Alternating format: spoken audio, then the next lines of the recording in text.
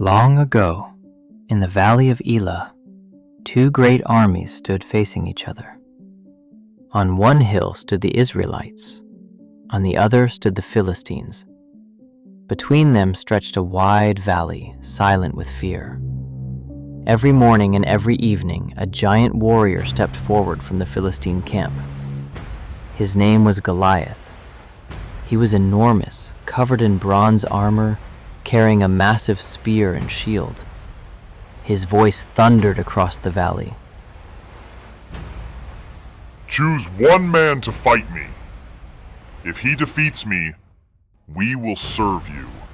But if I defeat him, you will serve us.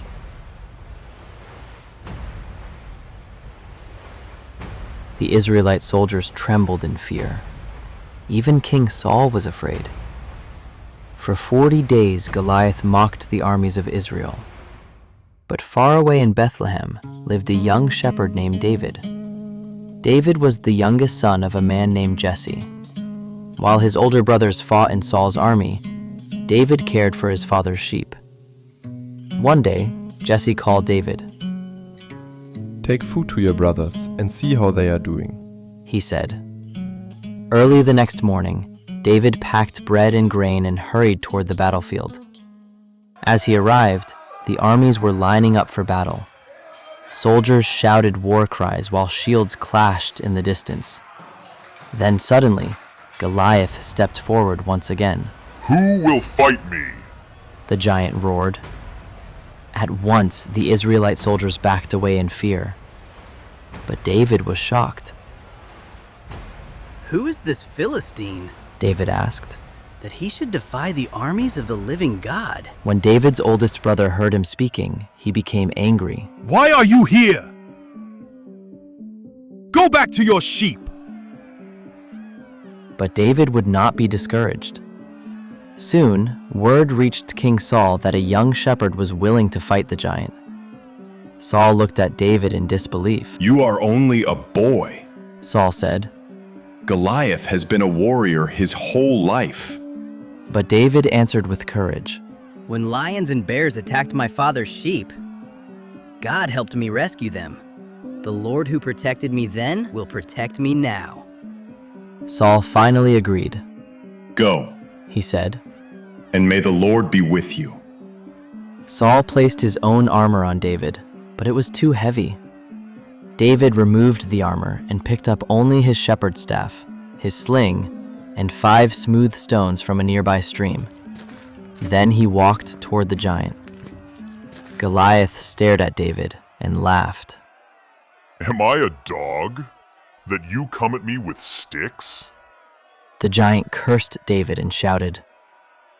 Come here, and I'll feed you to the birds. But David stood firm.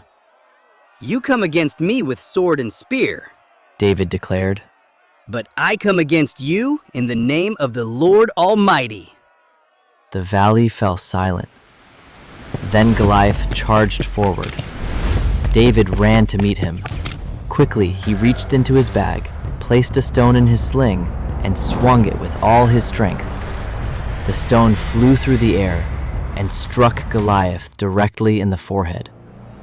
The giant stumbled. Then he crashed to the ground face first. The mighty warrior was defeated. The Philistines froze in fear. Then they turned and ran.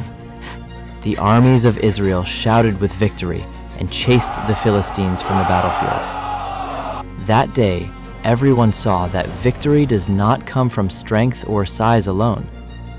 God had used a humble shepherd boy to defeat a giant. And from that day on, the name of David was remembered throughout Israel. But David said to Saul, "Your servant has been keeping his father's sheep. When a lion or a bear came and carried off a sheep from the flock, I went after it, struck it, and rescued the sheep from its mouth. When it turned on me, I seized it by its hair, struck it, and killed it. Your servant has killed both the lion and the bear. This uncircumcised Philistine will be like one of them, because he has defied the armies of the living God." The Lord who rescued me from the paw of the lion and the paw of the bear will rescue me from the hand of this Philistine." Saul said to David, "Go, and the Lord be with you."